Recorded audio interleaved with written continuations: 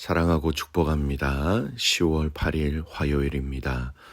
오늘도 주님의 은혜와 사랑으로 승리하는 하루와 또 한 주가 되시기를 주님의 이름으로 축복합니다. 오늘 말씀은 기도의 복을 누리십시오라는 제목으로 함께 말씀을 나누고자 합니다. 오늘 본문은 열왕기하 20장 1절에서 11절까지 말씀입니다. 말씀 봉독합니다. 그때 히스기야가 병들어 죽게 되매 아모스의 아들 선지자 이사야가 그에게 나아와서 그에게 이르되 여호와의 말씀이 너는 집을 정리하라 네가 죽고 살지 못하리라 하셨나이다. 히스기야가 낯을 벽으로 향하고 여호와께 기도하여 이르되 여호와여 구하오니 내가 진실과 전심으로 주 앞에 행하며 주께서 보시기에 선을 행한 것을 기억하옵소서 하고 히스기야가 심히 통곡하더라. 이사야가 성읍 가운데까지도 이르기 전에 여호와의 말씀이 그에게 임하여 이르시되 너는 돌아가서 내 백성의 주권자 히스기야에게 이르기를 왕의 조상 다윗의 하나님 여호와의 말씀이 내가 네 기도를 들었고 네 눈물을 보았노라. 내가 너를 낫게 하리니 네가 3일 만에 여호와의 성전에 올라가겠고 내가 네 날을 15년을 더할 것이며 내가 너와 이 성을 아수르 왕의 손에서 구원하고 내가 나를 위하여 또 내 종 다윗을 위함으로 이 성을 보호하리라 하셨더라. 이사야가 이르되 무화과 반죽을 가져오라 하매 무리가 가져다가 그 상처에 놓으니 나으니라.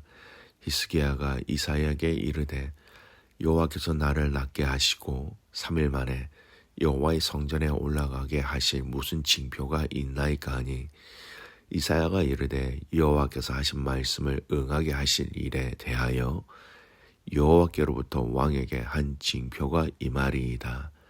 해 그림자 10도를 나아갈 것이니까 혹 10도를 물러갈 것이니까 하니 히스기야가 대답하되 그림자 10도를 나아가기는 쉬우나 그리할 것이 아니라 10도가 뒤로 물러갈 것이니이다 하니라. 선지자 이사야가 여호와께 간구하며 아하스의 해시계 위에 나아갔던 해 그림자를 10도 뒤로 물러가게 하셨더라. 아멘. 오늘 말씀 제목 기도의 복을 누리십시오라는 제목으로 함께 말씀을 나누겠습니다. 오늘 말씀 내용은 히스기야 왕 이야기입니다. 특히 히스기야가 죽을 병에 걸렸을 때 하나님께 기도할 때 그 기도에 응답하신 내용으로 유명한 말씀입니다. 그 내용을 좀 살펴보겠습니다. 1절을 보면 히스기야가 죽을 병에 걸려서 이사야 선지자로부터 삶을 정리하라라는 하나님의 말씀을 통보받은 사실이 나오지요. 히스기야가 중병에 걸린 시점을 그때에라는 말로 표현하고 있습니다. 이 표현에 따르면 히스기야가 중병에 걸린 것이 아수르 왕 사네립이 유다를 침공하였을 때이거나 아니면 아수르 군대가 하나님의 심판으로 밤사이에 18만 5천 명이 죽고 퇴각한 이유처럼 보입니다. 그러나 이 히스기야가 중병에 걸린 것은 이미 앞 도입 부분에서 나오는 것처럼 사네립 1차 유다 침공 이전의 일입니다. 이때에 그의 나이가 약 39세 정도 되었으니 한참 때 나이입니다. 몇 주 전 주일날 말씀에 나눈 것처럼 그는 그 당시 아직 자신의 뒤를 이을 후사가 없었다라는 겁니다. 아들이 없었다라는 것이죠. 뿐만 아니라 유다에 대한 아수르의 위협도 가중되고 있었던 때였습니다. 그러므로 히스기야의 이 발병은요, 그에게는 물론 유다 전체에 굉장히 큰 충격으로 다가왔을 것입니다. 후사가 없다, 아들이 없다. 몇 주 전 주일날 말씀드린 것처럼 이것은 단순한 문제가 아니었습니다. 하나님의 약속하신 그 약속, 언약이 깨어질 수 있는, 파괴될 수 있는 가능성을 얘기하고 있습니다. 만약 히스기야가 자기에게 그러한 위기가 닥칠 것이라는 것을 미리 알았더라면 미리 후계자라도 세워서 죽은 이후에도 든든히 할 수 있었을 것입니다. 그러나 그의 중병은 워낙 갑작스러운 일이라 그 현실로서는 아무런 대책을 세우기 어려웠습니다. 참으로 히스기야 개인은 물론 유다 전체로 보아도 분명 큰 위기가 일어날 수 있는 상황이었습니다. 이런 상황에 하나님이 히스기야의 기도에 응답하신 것은 바로 여호와여 구하오니 내가 진시가 전심으로 주 앞에 행하며 주께서 보시기에 선한 것을 행한 것을 기억하옵소서라는 이 히스기야의 그 간절한 그 기도에 하나님이 응답하셨다라는 것입니다. 그런데 이 말씀은요, 그 의미가 굉장히 숨겨진 의미가 굉장히 강합니다. 이 히스기야가 하나님 앞에서 이런 언약에 대한 다윗과 약속하신 이 언약이 끊어질 수 없습니다라는 이 기도 때문에 하나님이 응답하셨다라는 겁니다. 진실과 전심, 다윗을 상징하는 단어라고 말씀드렸습니다. 하나님, 그 다윗 진심과 전심으로 하나님을 섬겼던 그 다윗을 기억해 보십시오. 주님, 내 기도에 응답해 주셔야 되지 않겠습니까? 언약이 끊어지지 않습니까? 이렇게 다윗을 제시하면서 다윗과 언약하신 그 왕회가 끊어지지 아니하리라고 말씀하신 그 약속이 파기되어지면 안 되기 때문에 하나님 앞에 엎드리며 기도하며 하나님께 응답해 달라고 간구하고 있는 것입니다. 그것을 붙잡고 히스기야는 하나님 앞에 간절히 기도하였던 것입니다. 성도 여러분, 우리가 하나님 앞에서 기도할 때 여러분 이유 있는 기도를 하시기를 바랍니다. 하나님 앞에 이유 있는 기도, 즉 하나님의 뜻에 맞는 기도, 하나님의 영광이 드러나기 위한 기도의 제목과 이유가 있길 바랍니다. 그렇게 하나님 앞에 그냥 이유 있는 기도, 하나님의 뜻에 맞는 기도라는 것은 하나님의 응답하시기에 참으로 좋고 하나님 자신을 위한, 하나님의 영광을 위한 기도가 될 수 있는 것입니다. 나의 몸을 고쳐주세요. 그 기도 가운데 하나님께 말할 수 있는 이유를 같이 고백하면서 기도할 수 있어야 합니다. 하나님, 나에게 물질의 복을 허락해 주세요. 하나님이 그 물질을 주셔야 할 그 이유를 함께 하나님 앞에 기도할 수 있으면 좋겠습니다. 교회 부흥을 허락해 주세요. 여러분, 너무나 당연한 기도 제목이지요. 그런데 그 이유가 무엇인지 우리는 정확하게 하나님 앞에 아릴 수 있어야 합니다. 우리를 위한 부흥인지 아니면 하나님을 위한 부흥인지.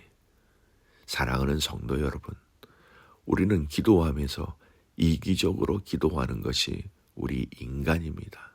철저하게 하나님 앞에서 이유 있는 기도, 하나님의 뜻에 합당한 기도로 주님께 영광을 돌려드리는 가족들이 될 수 있기를 축복합니다.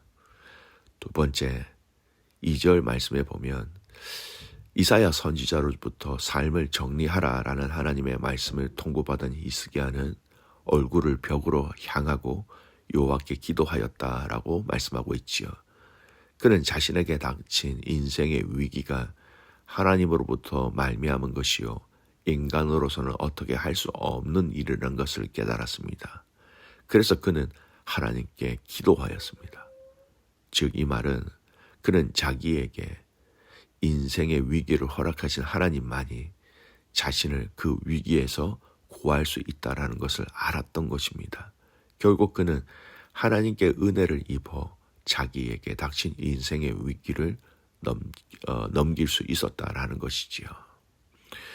여러분, 우리는 여기서 우리의 인생의 위기를 만났을 때에 대처하는 최선의 방법이 무엇인지를 깨달아야 합니다. 우리는 대개 인생의 위기를 만나면 자신의 힘으로 극복하려고 합니다. 그리고 자신의 힘으로 안 되면 다른 사람의 힘을 의지하려고 합니다. 물론 우리는 인생의 위기가 닥치면 그것을 극복하기 위해 모든 노력을 다 기울일 것입니다. 하지만 인간의 힘으로만 인생의 위기를 극복하려고 하면 필시 좌절할 수밖에 없습니다. 인생의 위기, 우리 인간의 힘으로 모두 다 극복할 수 있는 것이 아니기 때문입니다. 인생의 위기는요, 결국 하나님의 도움이 없이는 극복하기 어렵다라는 겁니다. 왜냐하면 인생의 위기는 사람의 생사화복을 주장하시는 하나님의 섭리와 허락에 의해 주어지는 것이기 때문입니다. 물론 하나님이 고의적으로 인생들을 위기에 몰아넣으시는 것은 아니지만, 그럴 수도 있지만 하나님의 허락이 없다면 인생의 위기는 닥쳐지지 않습니다. 그런 의미에 인생의 위기를 해결할 수 있는 답도 하나님께 있다는 것을 잊지 말아야 합니다. 하나님만이 인생의 위기를 해결해 주실 수 있는 분이시죠. 따라서 우리 인생의 위기를 당면하였을 때에 그것에 대처하는 최선의 방법은 하나님께 간구하는 것입니다. 하나님 앞에 기도하는 것입니다. 우리는 위기가 닥치면 히스기야처럼 그 문제의 답을 하나님께 있음을 알고 기도의 골방으로 들어갈 수 있어야 합니다. 그리고 간절히 하나님 앞에 외쳐야 한다라는 것이지요. 사랑하는 성도 여러분, 인생의 위기가 닥쳤을 때에 하나님 앞에 할 수 있는 최선의 방법, 그리고 최우선의 방법은 하나님 앞에 엎드려 기도한다라는 겁니다. 여러분, 기도한다라는 것을 쉽게 여기지 마시기 바랍니다. 하나님을 인정하지 않으면 기도의 자리로 갈 수 없습니다. 하나님이 이 문제를 가장 근본적으로 해결할 수 있는 분이시다는 것을 내가 확신하지 않으면 우리는 기도의 자리에 들어가거나 엎드리지 않는다라는 겁니다. 여러분, 주님은 구하는 이마다 얻을 것이요, 찾는 이가 찾을 것이요, 두드리는 자는 진실함과 전심으로 두드리면 열릴 것이다 라고 마태복음에 말씀하셨습니다. 하나님 나라의 백성들에게 작동되어지는 기도의 원리를 말씀으로 우리 주님이 선포해 주신 것입니다. 기도는 하나님께서 우리를 위해 열어두신 은혜의 또 응답의 통로라는 것을 기억하십시오. 우리는 언제 어디서나 무슨 일을 만나든지 이 통로를 사용하여 하나님께로 나아가 도움을 청할 수 있는 것입니다. 하나님은 우리가 환난을 당할 때 당신께 부르짖기를 원하십니다. 하나님이 우리에게 인생의 위기를 허락하시는 것도 우리가 당신께 부르짖도록 하기 위함인지도 모릅니다. 위기 때에, 절망의 때에, 우리가 부르짖을 때에 하나님은 그 기도를 들으시고 응답하신다라는 겁니다. 그러므로 성도는 어려움을 당하게 되든지 어떤 문제가 있을 때에도 반드시 하나님께 부르짖어야 합니다. 하나님께서는 우리를 도울 만반의 준비를 다 갖추고 기다리고 계십니다. 밤이나 낮이나 매일매일 우리가 찾아가서 도움을 청하기를 하나님은 기다리고 계십니다. 사랑하는 성도 여러분, 그 하나님 앞에 우리의 마음과 정성을 다해 기도할 때 영원한 것에 잇대어지는 복된 시간과 복된 장소가 바로 기도의 장소라는 것입니다. 말씀을 정리합니다. 사랑하는 귀한 믿음의 가족 여러분, 우리 인생의 피조물이 창조주이신 절대자 하나님과 독대할 수 있는 가장 은혜의 장소가 어디입니까? 하나님 앞에 엎드려 기도하는 그 시간과 장소입니다. 인생의 위기가 당면하였을 때에 이 기도의 시간과 장소를 통하여 주님과 독대하며 주님과 이어지며 주님의 말씀과 뜻을 발견할 수 있기를 축복합니다. 또한 우리가 하나님 앞에 그렇게 기도할 때에 그 기도가 하나님 뜻에 합당하며 하나님 뜻에 동의되어지는 그 기도를 통하여서 철저하게 하나님이 받을 수 있는, 이해하실 수 있는, 하나님의 기뻐하시는 이유 있는 기도로 하나님 앞에 엎드리며 나가는 믿음의 가족들 되시기를 주님의 이름으로 축복합니다. 아멘. 기도하겠습니다. 하나님 아버지, 감사와 찬송과 영광을 올려드립니다.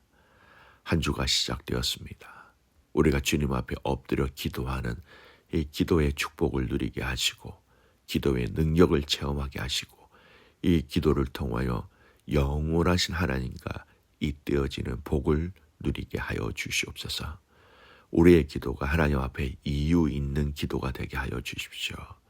또한 우리가 이 기도함을 통하여 하나님 앞에서 우리의 모습들을 발견하게 하시고 우리 기도에 응답하시는 하나님으로 말미암아 감사하며 기뻐하며 즐거워하는 우리 믿음의 성도들의 삶 되게 하옵소서.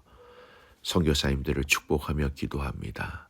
사랑하는 믿음의 성도들이 하나님 앞에 이 선교사님들을 위해서 기도하는 그 기도에 하나님 응답하시고 라오스에 계시는 백부장님과 제니스장님, 베트남에 계시는 사랑하는 방아지아 선교사님 그 가정, 또 우리가 알고 기도하는 많은 선교사님들의 삶 가운데 깊이 간섭하셔서 하나님의 영광 드러낼 수 있도록 은혜 위에 은혜를 더하여 주시옵소서.